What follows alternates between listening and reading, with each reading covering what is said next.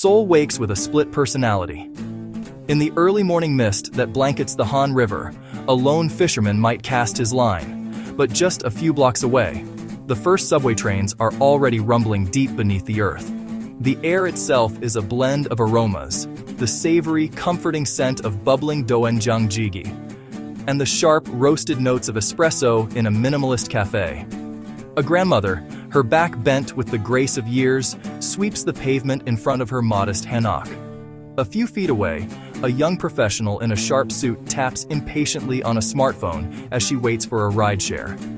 This city is a living paradox, a place where time does not flow in a straight line, but circles back on itself. A stroll through its streets is a journey through different eras coexisting in a dense, sometimes chaotic harmony. You can walk along the stone walls of Gyeongbokgung Palace, feeling the weight of the Joseon dynasty in the silent grandeur of its gates.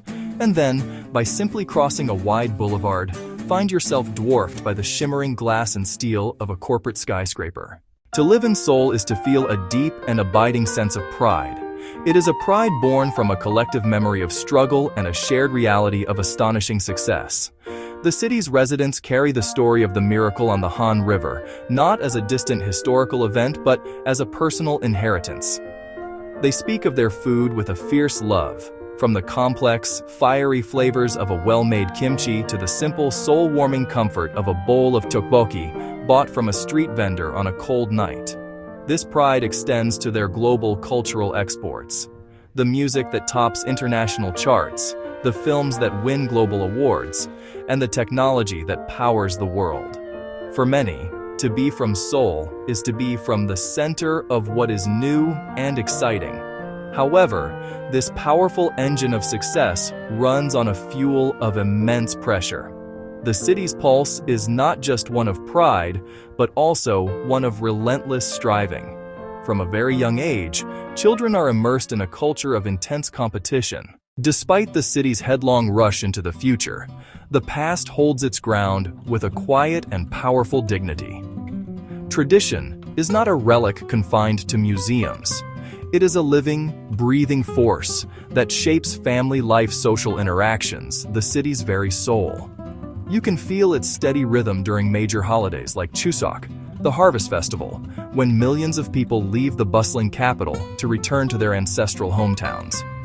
In Seoul, families who remain will gather to perform cherry, the ritual of honoring ancestors with offerings of food and drink. Section 4.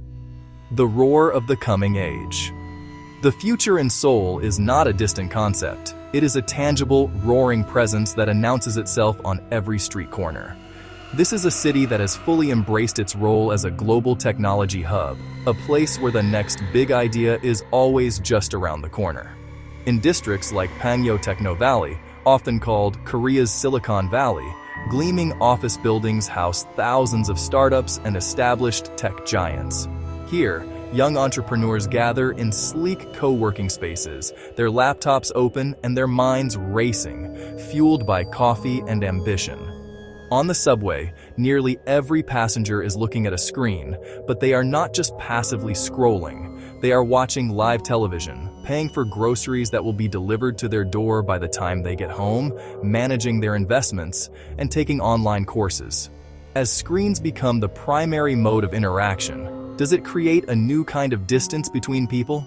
As life becomes more efficient and automated, what is lost in the process? Section 5. The Crossroads of Daily Life. Every day in Seoul is an exercise in navigating the crossroads between the old and the new. Consider a university student on her way to a class on blockchain technology. Her path takes her past a small, ancient shrine nestled at the base of a hill where she might see an offering of rice and fruit left that morning. She may not stop. She may not even consciously notice it. But the shrine is part of the texture of her journey, a quiet historical marker on her path toward the future.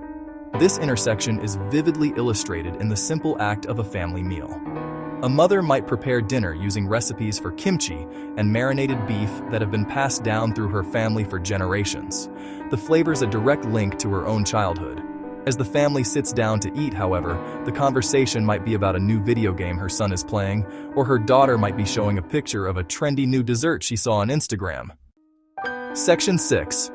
Voices from the Divide. I met a young man named Minjun in a small, independent cafe in the Gyeongbokgung neighborhood, a place where old houses are being reborn as artist studios and quirky shops. At work, I am all about speed, efficiency, the latest software. He said, gesturing with his hands as if shaping something in the air. But on the weekends, I find myself craving the slow pace of my hometown. I miss the silence. I call it my two-step life. 1 foot in the fast lane, 1 foot on the dirt path. I love the energy here. But some days, the two selves feel like they are pulling me apart. Section 7. A hopeful horizon. In the end, what Seoul offers is not a definitive answer, but a powerful lesson in balance. The city teaches that the past does not need to be destroyed for the future to arrive. The future does not need to erase everything that came before it to find its own voice. There is no single, monolithic Seoul. The city is a mosaic, composed of 10 million individual lives. Each life has its own story.